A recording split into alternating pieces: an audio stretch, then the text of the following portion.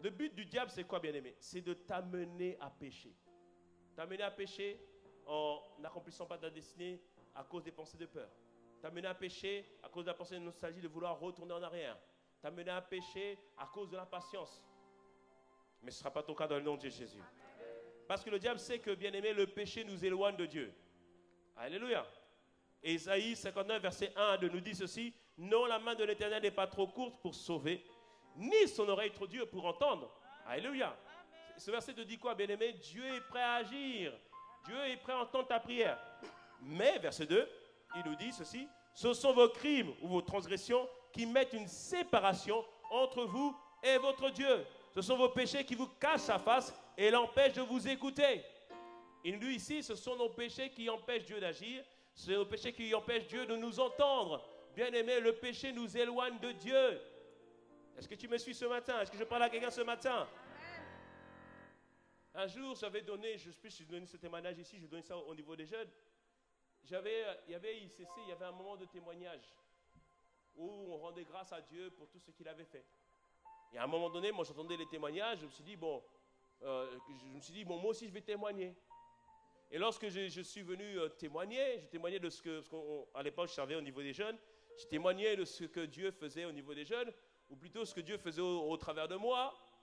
Et la manière dont j'ai dit les choses, ça n'a pas honoré le Seigneur. Ça a même rabaissé le Seigneur. Et lorsque j'ai dit ça, plus je parlais, plus je me disais, mais qu'est-ce que je suis en train de dire là? Après, je suis parti à ma place. Et à l'époque, on était mariés, on était déjà mariés avec mon épouse.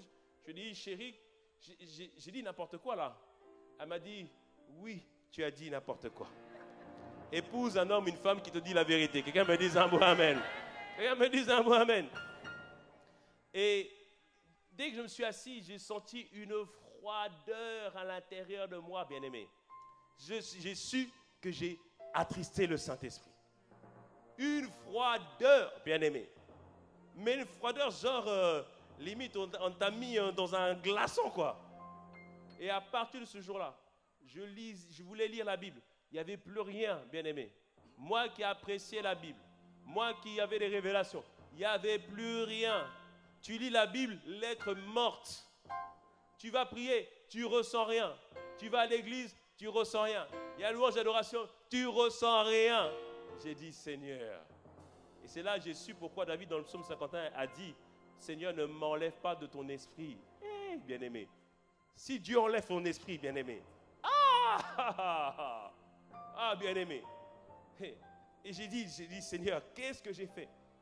Et ça a duré 2 mois comme ça, bien-aimé. J'ai dit, Seigneur, non. Plus jamais ça. Plus jamais ça. À cause de l'orgueil, bien-aimé, ça m'a coupé la relation avec le Seigneur.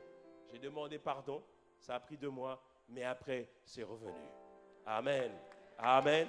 Car quand on se repent, on le verra tout à l'heure, Dieu pardonne. Quelqu'un me dit un bon amen à cela.